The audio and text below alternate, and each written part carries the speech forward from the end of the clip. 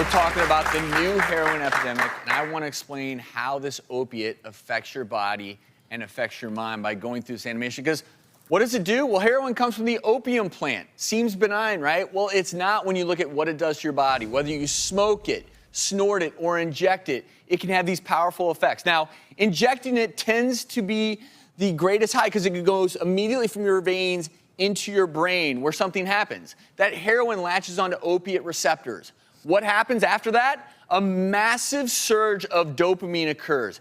That gives you this intense feeling of euphoria. Nothing can stop me now. That's the pull we talk about with this drug, that intense euphoria, chasing that high. But interestingly, heroin, which is a cousin of morphine, goes to the spinal cord and blocks pain signals. So it does block physical pain. But unfortunately, that's not all it does. Heroin has a huge effect on so many organs of the body. In particular, breathing, your heart rate all decreases to the point where in some people, after an overdose, they stop breathing entirely. So you begin to understand it's not just the brain heroin affects. One of the telltale signs for me in the emergency department is heroin actually causes your pupils to go from normal to pinpoint. So if I notice someone comes in, they're not breathing, and they're unresponsive, and they have pinpoint pupils, I have a suspicion that they are overdosing from heroin or similar narcotics. What else can heroin do? It causes symptoms like dry mouth. Interestingly, heroin and its cousin drugs like morphine, prescription narcotics, also decrease bowel motility. So it may seem like no big deal, but anyone who's ever suffered from this, being in the hospital from IV morphine, your bowel motility can decrease so much that you develop severe obstruction or constipation. And these are all things that someone abusing heroin has to deal with.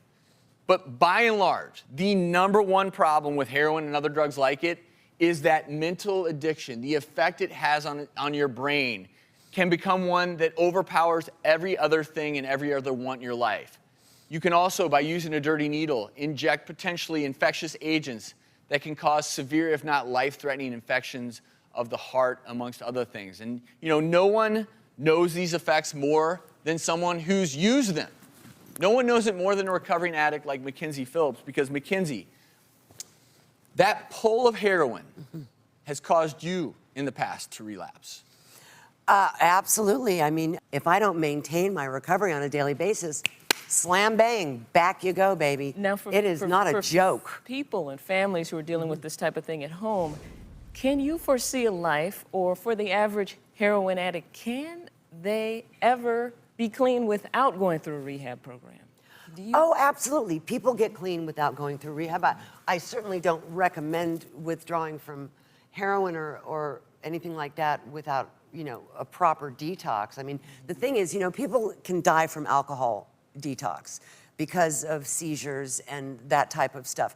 You won't die from a heroin detox, but you will be extremely uncomfortable. You'll feel like you're dying. You feel like you're dying. People said they almost wish they die while they're going through it, which is what the physical dependence is. So there's this psychological dependence, mental dependence, addiction, and then there's the physical dependence.